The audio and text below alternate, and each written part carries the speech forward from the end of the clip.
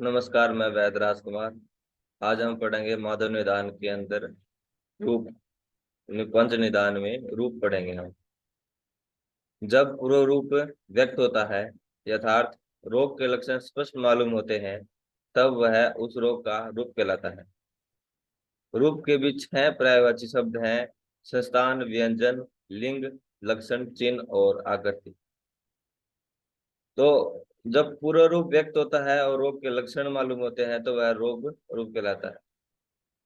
लेकिन इसके अंदर कंफ्यूजन है।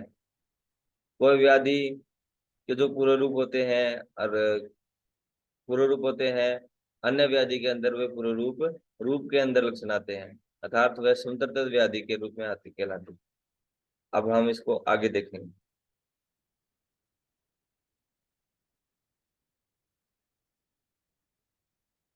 पूर्व रूप टिप्पणी क्या है इसके ऊपर जो इन्होंने समझाया है। पूर्व रूप का व्यक्त होना दो प्रकार से होता है। एक सर्वांगीण भाव से, दूसरा एकांगिक भाव से। सर्वांगीण भाव से ये से हो तो सभी रोग उत्पन्न होते ही असाध्य हो जाए, और एकांगी भाव से हो तो वायु से जम्भाई आना, अधिक जम्भाई अधिक आना, पित्त से नेत्रों में जलन, कफ से अन्न में अरुचि, ये पूर्व रूप भी रूप कहलाने लगेंगे। किंतु ये दोनों बात ही नहीं होती। इस संबंध में आचार्य ने कहा है कि ज्ञान न होने से ना तो सर्वांगीण वक्ता को ना एकांगिक वक्ता को नियत रूप से ग्रहण किया जाता है, किंतु एकतव अनेकतव विशेष के निर्धारण के बिना ही पूर्व रूप मात्र का व्यक्तपन ही रूप है। पूर्व रूप और रूप दोनों एक समय में नहीं हो सकते। अब एग्जाम्पल से समझते हैं। खांसी, अरुचि आदि स्वतंत्र सत्ता में व्याधि है। खांसी और अरुचि, अरुचि मतलब भूख नहीं लगना, यह एक अपने आप में एक स्वतंत्र व्याधि है। किंतु जब ये किसी व्याधि का बोध कराते हैं, तब ये लक्षण कहलाते हैं और स्वतंत्र व्याधि नहीं रहते। अरुचि एक पूर्व रूप भी है। जबर का पूर्व रूप अरुचि है, लेकिन अरुचि एक अपने आप में एक स्वतंत्र व्याधि भी है। जब अरुचि लंबे समय तक चलती रहे और अन्य कोई लक्षण उत्पन्न ना हो, शरीर के अंदर किसी भी दोष के अन्य लक्षण ना हो अरुचि के अलावा, तो वह भी एक स्वतंत्र व्याधि है। लेकिन अरुचि प्रथम हो, भूख अरुचि प्रथम हो, लेकिन फिर 2 दिन के बाद पूर्ण रूप के, मान लो पूर्ण रूप हो गया, फिर 2 दिन के बाद फिर जबर आ जाए, तो अरुचि एक पूर्ण रूप है। इसी प्रकार खांसी भी है।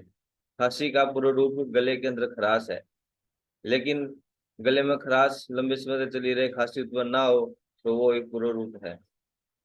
वो पूर्ण रूप नहीं है, वो पूरा रूप एक संतत व्याधि है।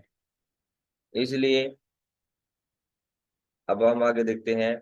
साधारण साधारण दोषों और दुस्सों का संयोग विशेष जबर आदि रूप की व्याधि है। जब दोष और दुस्से का संयोग हो जाए और एक पूर्ण रूप से जो लक्षण उत्पन्न हुए, उनको ही हमें व्याधि मानना चाहिए। अरुचि आदि उसके कार्य हैं। स्वरूप शब्द का अर्थ व्याधि का कार्य लिया जाए तो उपद्रव भी आ जाएंगे। यदि हम पूरे शब्द को लें, स्वरूप को, तो व्याधि के पहले पूरे रूप होते हैं, फिर रूप होते हैं। व्याधि की चिकित्सा अच्छी तरीके से ना हो पाए तो उपद्रव उत्पन्न होते हैं। तो इसके अंदर उपद्रव के लक्षण भी होते हैं, तो रूप के अंदर उपद्रव के लक्षण भी लेने का मत माना गया है। लेकिन क्या माना जाए भाई, कि तो उपद्रव केवल व्याधि का कार्य ना होकर व्याधि को उत्पन्न करने वाले दोषों का कार्य होता है। जैसे कि अगर जबर है, जबर से जबर होता है पित्त से। मान लो पितक पितक जबर है। यदि जबर पितक जबर है और उसका पेशेंट का टेम्परेचर हो गया 106 डिग्री, 105 डिग्री, 104 डिग्री, ज्यादा से ज्यादा हो गया बुखार, लेकिन उसका ट्रीटमेंट अच्छे तरीके से ना होने पर जबर उसके दिमाग के अंदर आ गया, दिमाग सुनपन हो गया, अपस्मार हो गया, उन्माद के लक्षण आने लगे, तो यह है व्याधि के लंबे समय चले दोषों। ये पित्त दोष उसके मस्तक के अंदर जाने पर पित्त वृद्धि के लक्षण उत्पन्न हो गए, और पित्त वृद्धि के लक्षण उत्पन्न होने पर उनमें उन्माद, अपस्मार आदि लक्षण उत्पन्न हो गए। तो यह एक उपद्रव हो गया। यानी कि अगर व्याधि की चिकित्सा नहीं की जाए, तो जो दोष से उत्पन्न व्याधि है उसके अधिक और अधिक बढ़ने से शरीर में उपद्रव उत्पन्न हो जाते हैं। वे उपद्रव मानसिक और कायिक दोनों तरफ से हो सकते हैं। मिथ्या आहार आदि के कारण मूलभूत दोष के कोप से बलवान होकर रोग उपद्रव करता है। ये बात बिल्कुल सही है। चरकाचार्य ने कहा है, कोई कोई रोग किसी किसी कोई कोई रोग किसी किसी रोग को उत्पन्न करके शांत हो जाता है। जैसे कि कहा जाता है कि वही मोतीजारा होता है, पेशेंट को मोतीजारा वाला पेशेंट होता है, वो 10वें या 12वें दिन अपने आप ठीक हो जाता है। लेकिन पेशेंट कंप्लेंट करता है कि भाई मेरे तो पैरों के अंदर ज्यादा दर्द रह गया है, मेरे सिर के अंदर दर्द रह गया है, मेरे कान के अंदर दर्द रह गया है। तो पुराने जमाने जो डॉक्टर थे वो कहते थे भाई तेरे सिर के अंदर से बुखार गया है, तेरे पैरों के अंदर से बुखार गया है, ऐसे कहते थे। ये तो उनको कहने की बात होती थी, तो जिससे पेशेंट संतुष्ट हो जाए। यदि हम उनको बताएं कि भाई तुम्हारा बुखार पूरी तरीके से गया है, तो तुम्हारी रस धातु रक्त धातु ये विकृत हुई है, साथ में मांस धातु के अंदर वायु का प्रकोप हो चुका है, और इस वजह से बुखार चला गया, लेकिन अभी भी आपका दर्द है और रोज से हुआ है। अगर हम पेशेंट को ऐसे समझाए तो पेशेंट समझता नहीं, पेशेंट कहता है कि नहीं आप दवाई दे दो, हमें इससे कोई मतलब नहीं। तो आमतौर पे भाषा ये बोली जाती थी कि मोतीजारा लिकाड़ा, लिकाड़ा भी कहते हैं, लिकाड़ा के अंदर जब वो जाता है, बुखार खत्म होता है 10वें 12वें के दिन, तब वह अपना कोई ना कोई लक्षण या कोई अन्य व्याधि छोड़कर शरीर में जाता है। ये ये बात चरक निदान स्थान अध्याय 8 के अंदर बता दी गई है। उपद्रव व्याधि बोधक न होकर असाध्य लक्षण है, और व्याधि का निश्चय तो उपद्रव उत्पन्न होने से पहले ही हो जाता है।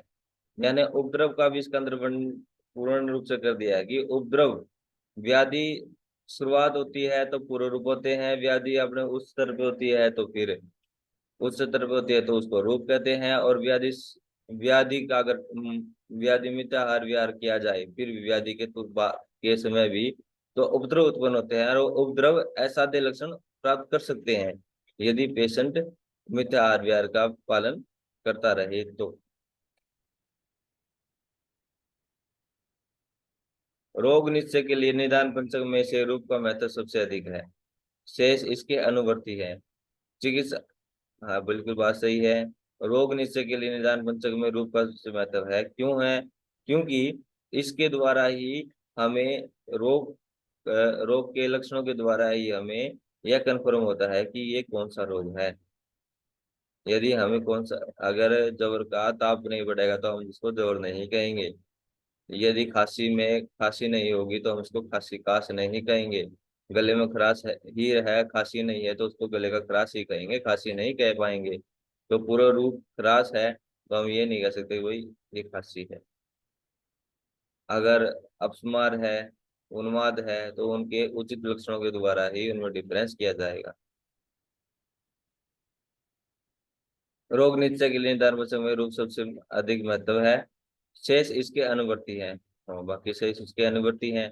चिकित्सा की सुविधा के लिए भी अन्य की अपेक्षा रूप का ज्ञान अधिक आवश्यक है, किंतु इसमें अन्य का महत्व कम ना करना चाहिए। अन्य का महत्व इसलिए कम नहीं करना चाहिए क्योंकि निदान से हमें निदान परिमार्जन चिकित्सा करनी है।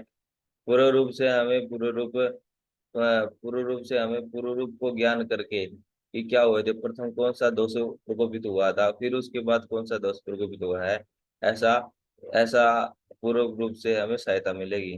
फिर रूप के द्वारा हमें दोषों कौन से दोष दूषित हुए हैं, और उनके साथ दूसरे कौन से दूषित हुए हैं, तो अधिष्ठान कौन सा दूषित हुआ है, संप्राप्ति क्या बनी है, ये सब भी हमें रूप के द्वारा पता लगेगा। आप सभी का धन्यवाद।